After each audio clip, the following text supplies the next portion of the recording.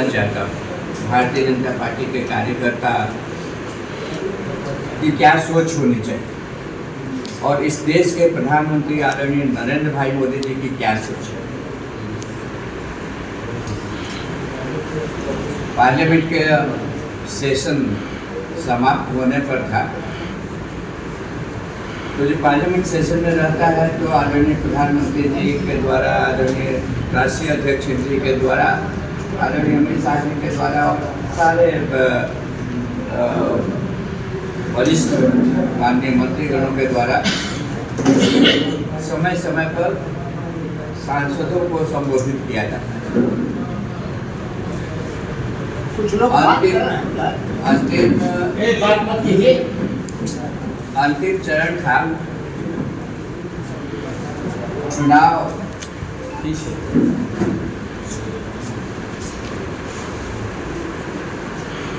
और संभावित था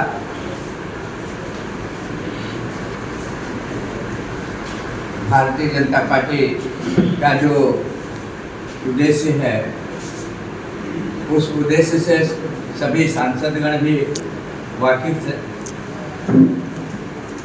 लेकिन प्रधानमंत्री जी ने एक बात कही और बात ये थी कि उन्होंने कहा, क्योंकि अब तब तक प्रत्याशियों की घोषणा नहीं हुई थी, उन्होंने कहा कि भारतीय जनता पार्टी का प्रत्याशी कमल छाप। टेलीविजन पर भी इस प्रकार का संदेश आया था, आप में से बहुत लोगों ने सुना भी होगा।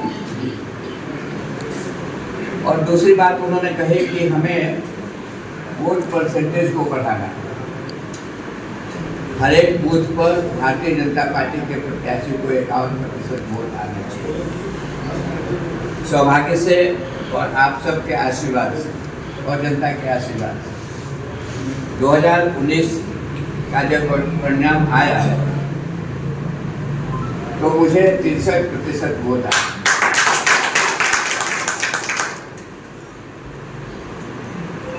ये सब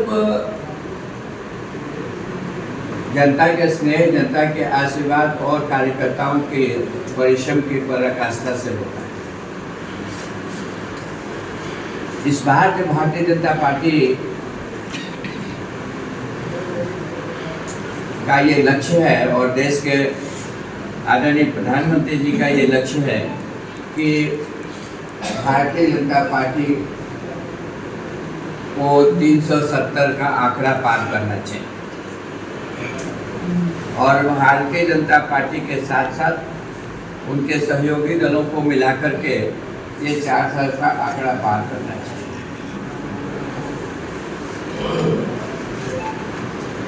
दोनों ही लक्ष्य कठिन है,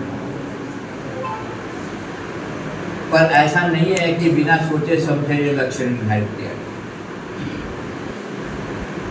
और ये भी सभी को मालूम है कि भारतीय जनता पार्टी के कार्यकर्ता यदि चाहें और जनता का यदि आशीर्वाद उन्हें प्राप्त हो तो ये लक्ष्य भी हासिल करना बहुत मुश्किल नहीं है। आप सबको याद होगा कि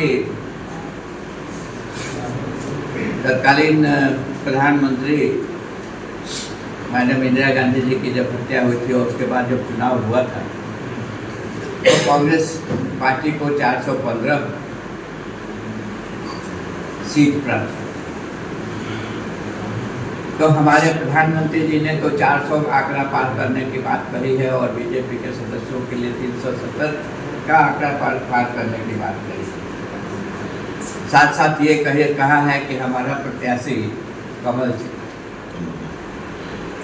बहुत सारे लोग तो नाम भी नहीं जानते हैं प्रत्याशी का जो वोट देने जाते हैं, लेकिन वो कमल छाप जरूर देखते हैं।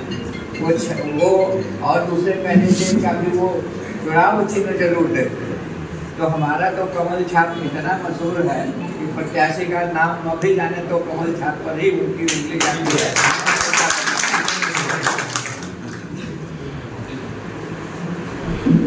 जो पार्टी हमेशा देश हित में सोचती है और जिस देश के प्रधानमंत्री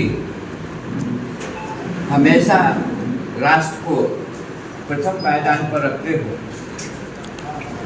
और हमेशा राष्ट्र हित की बात करते हो। आप सभी भारतीय जनता पार्टी के कार्यकर्ता हैं, तो आपके लिए ये शब्द नए नहीं, और पार्टी को द्वितीय स्थान पर और अपने आप को तृतीय स्थान पर रखने वाली ये पार्टी। आज जो हम इतनी चर्चा करते हैं, जनता का अपार स्नेह प्राप्त है, ये प्राप्त है, वो प्राप्त है, ये कैसे प्राप्त है? भारतीय जनता पार्टी के द्वारा किए जा रहे कार्यों, उनके कार्यकर्ताओं के द्वारा किए जा रहे कार्य, देश के प्रधानमंत्री के द्वारा किए जा रहे कार्य जनता के बीच में विश्वास पैदा करने वाले हैं।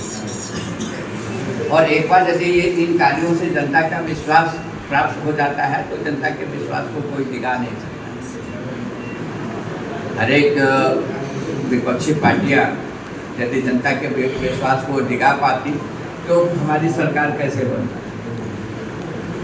और जब पार्टियां विश्वास दिखा नहीं पाती हैं तो और कोई क्या विश्वास दिखाता है? हमारा सिर्फ और सिर्फ एक ही ध्येय होना चाहिए। हमें जो लक्ष्य मिला है वो लक्ष्य को हासिल करना है और हमें अपने आप पर गर्व करना है कि हम भारतीय जनता पार्टी के सदस्य। आज देश की आबादी 140 करोड़ और 44 करोड़ की हमारी पार्टी है, तो हम उन 44 करोड़ों में से एक हैं। ये हमारे लिए गर्व की बात है। देश की आबादी 140 करोड़ है, लेकिन हम 44 करोड़ वालों में से एक हैं। और हम ऐसे लोग हैं जिन्हें कोई डिगा नहीं सकता और जो हमेशा देश को प्रगति के पथ पर ले जाने की बात सोचता है। आज इस बात को और दृढ़ता के साथ मनन करने की आवश्यकता है और उसके अनुसार आचरण करने की आवश्यकता है। देखिए,